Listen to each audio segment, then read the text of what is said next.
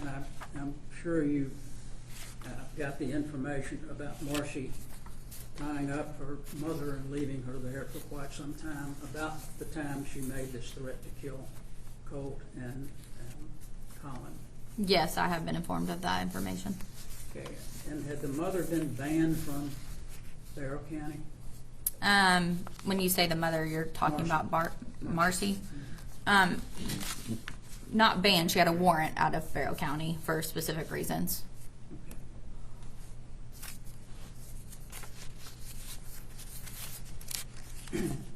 You spoke about the paperwork that Colin Gray had completed for counseling with Ms. Butler. Does anybody have that paperwork? Has that been located? Yes, we have it. You have it? Yeah. Okay. Was it with Ms. Butler? Yes, she was involved in the email chain. There was multiple people involved in that email chain. Okay. So the paperwork had been filled out and had been sent to Ms. Butler. Is that That's correct.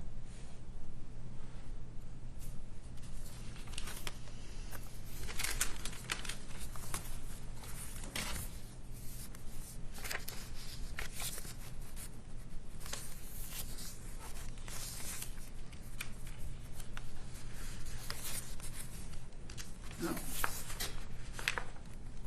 do you know whether Colt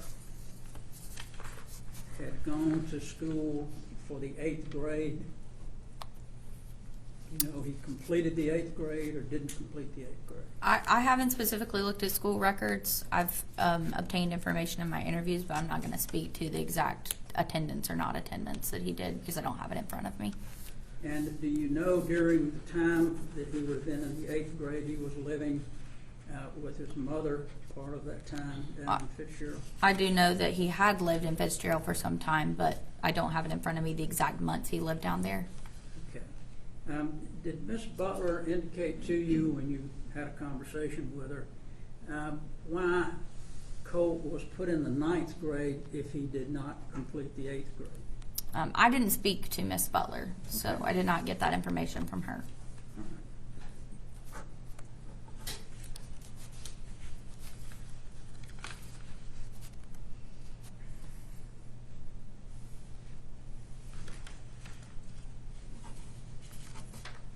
If I could just have 1 second, Judge.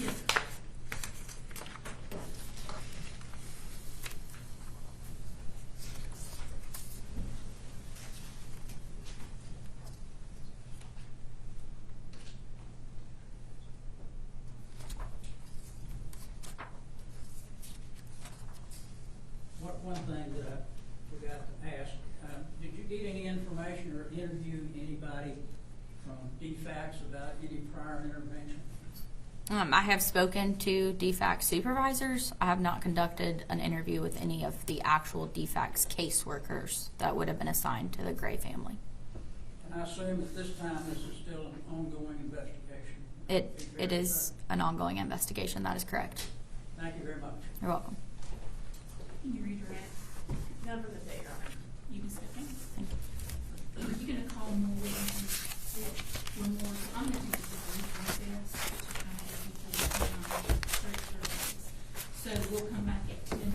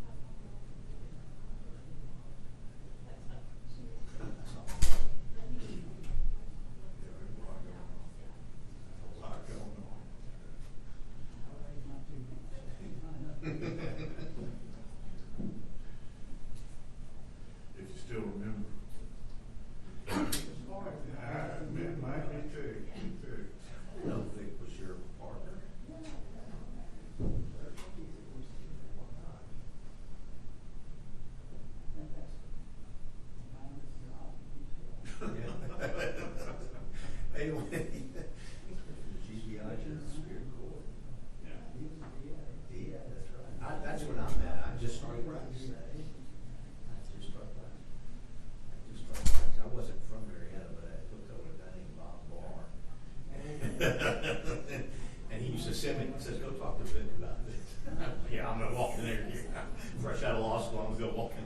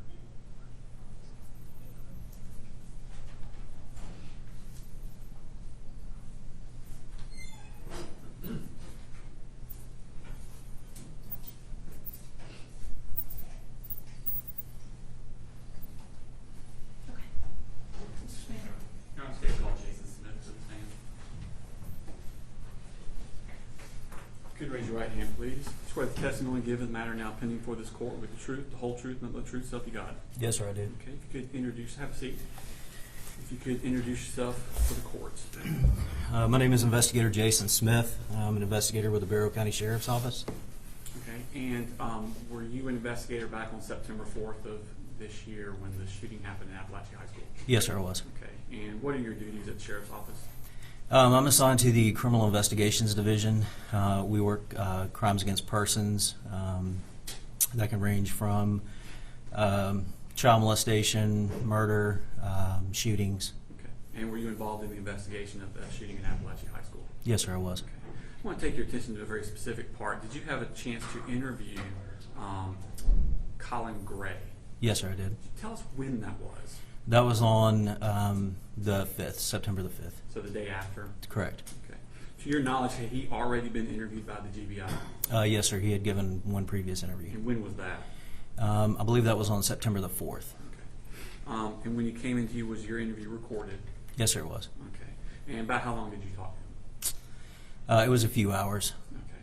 And during that interview, did he talk to you about who had custody of Colt at the time of the shooting? Yes, sir. And who was that? That was himself. Okay. And did he talk to you about the guns that Colt used in the shooting and how he acquired those? Yes, sir, he did. Tell us about that. Colin told me that he had purchased the firearm for Colt as a Christmas gift the previous year. Okay.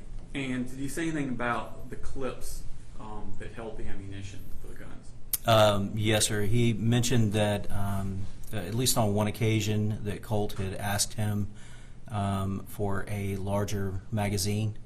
I believe the original magazine came with 20, capable of holding 20 rounds, and he had asked for a larger magazine. And did Mr. Colin Gray acquiesce to that request and give him the... Yes, sir. He said he did. Okay. Did he also talk about any other accessories to the firearm that Colt asked for? He did. He mentioned some odds and ends. One that kind of jumps out to me is a bore sight, a laser bore sight to sight in the rifle. But he mentioned other things that he had gotten for the rifle as well. Okay. And did he get the things that Colt asked for? Yes, sir. Okay. Did he ever talk about going with Colt to practice shooting the firearm? He did. Okay. And where were that at? I believe one of them was Big Laser. There was a second one. I don't remember the name of that one right now. Okay. And the ammunition that was for this gun, who purchased the ammunition? Mr. Colin Gray. Okay. And where was it stored when it was at the house? So during our interview, Colin Gray mentioned that the ammunition was stored in a green box. And through the GBI search warrant, I was later informed that the green box that Mr. Colin Gray was referring to was actually located in Colt Gray's bedroom. Okay. And did he talk to you about Colt being violent? Yes, sir, he did. And tell us about that. Colin Gray stated that that Colt's behavior had become more aggressive over the past few months, and he detailed at least 2 occasions where Colt had become physical with him, that he had punched him, he had kicked him. On one of those occasions, he had also thrown a screwdriver at him. He also mentioned that Colt had done some various damage to a door in the household that was close to his sister's bedroom. And this was all in the few months before the shooting? Yes, sir. Okay. And had he ever been violent with his mother? He had. There was an incident, I believe, a week or 2 prior to this that Mr. Colin Gray shared with me that Colt had got into some type of altercation, verbal altercation one night with his mother, who was in front of his bedroom, and he had ultimately shoved his mother into a wall or doorway directly across from Colt's bedroom. Okay. And this, you said a week or so before this being the shooting? Correct. Yes, sir. Okay. And because of that, was there a discussion between Colin Gray and Marcy Gray about removing the guns from Colt's Yes, access? there was. And were those guns ever removed from Colt's access? Not that I'm aware of, no, sir. Okay. Did he talk to you about Colin's mental health issues? He did. Excuse me, about Colt's mental health issues. Yes, sir. He did. He mentioned that that the family had been trying to get him help, that Marcy and he had talked about getting Colt help at Advantage Behavioral Health, that they had discussed having him perform some inpatient treatment. And did they ever go to that? No, sir. Okay. And did he say anything about Colt asking to be placed in a mental asylum? That, I believe that came from Marcy. That was discussed between Colt and Marcy. Okay. And did Marcy relay that to Colin? Marcy said she did, yes. Okay.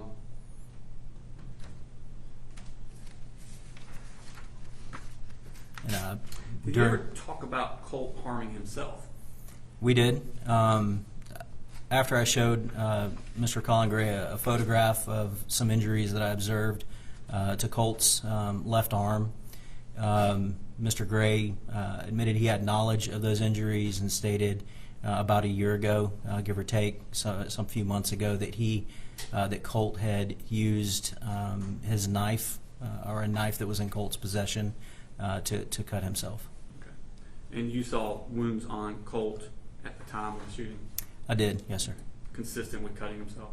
Yes, sir. Just think, please.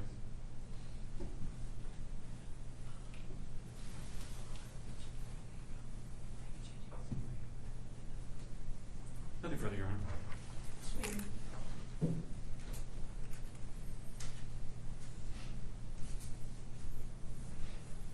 Good morning, Investigator Smith. Morning, sir.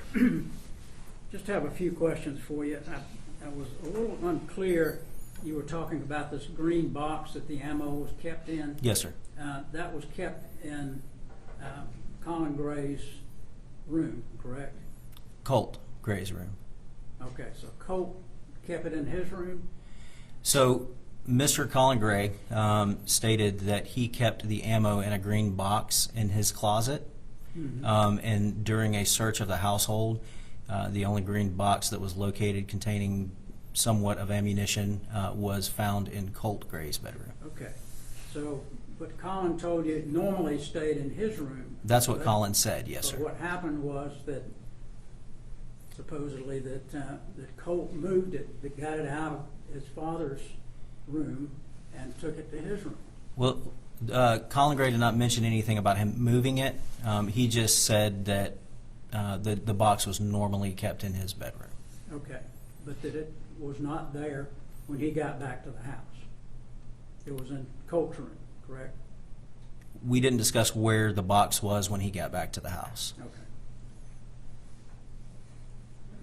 And you indicated that Marcy had made a statement about Colt saying he needed to be in an asylum. Did you interview Marcy? I did. And when did you do that? I would have to go back and look at my notes. I don't have that date specifically offhand right now. Okay. Who else did you interview other than Marcy? I interviewed Colin Gray. I interviewed Colt Gray. I interviewed Marcy Gray. I interviewed Debbie Polhamus. And then there was an aunt by the name of Annie Polhamus. I believe she goes by Annie Brown as well.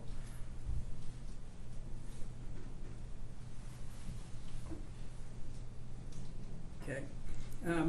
Did you take Marcy's telephone and have it inspected? Yes, sir. Okay. And has that been completed? I have not entirely gone through it. I've gone through a majority of it, but not entirely. Okay. And that information will be given to the district attorney's office? Absolutely, yes, sir. All right.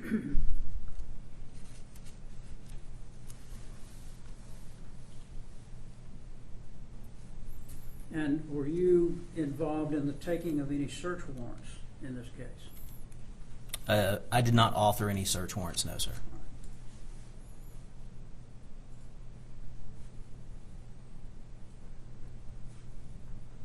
And I'm sure you did a background check of Marcy Gray.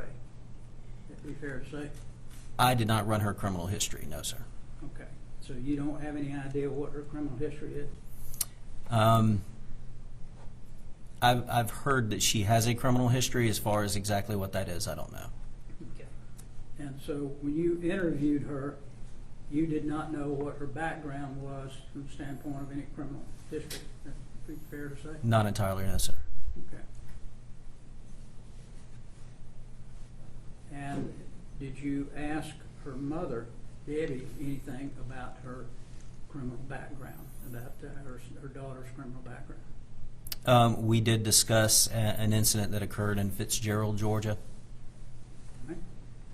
And that's when she was tied up? Yes, sir.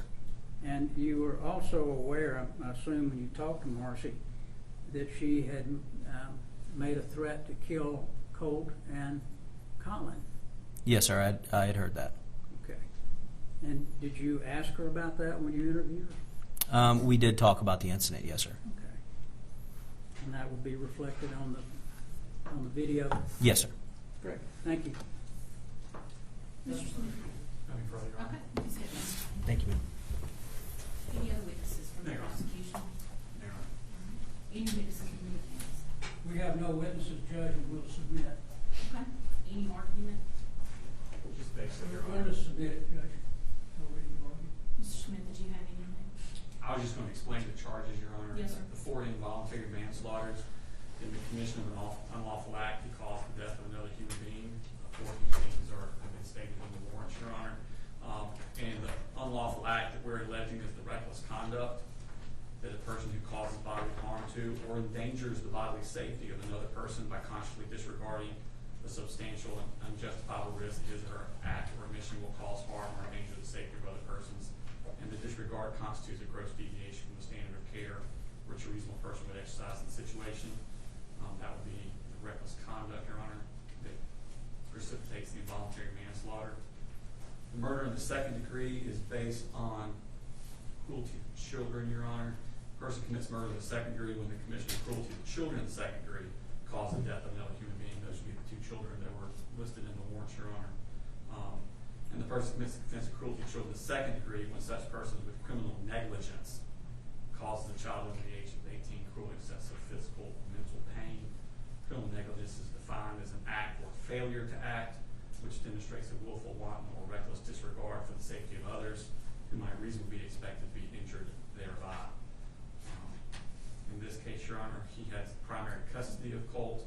He had knowledge of Colt's observations with obsessions with school shooters. He had knowledge of Colt's deteriorating mental state, and he provided the firearms and the ammunition that Colt used in this attack, Your Honor. So we ask the case to be found over. Thank you. All right, first of all, I just want to thank everyone that's here today. I appreciate your grace and the way you have handled yourself in this courtroom today, all the parties involved. So thank you very much for everything that you've done today.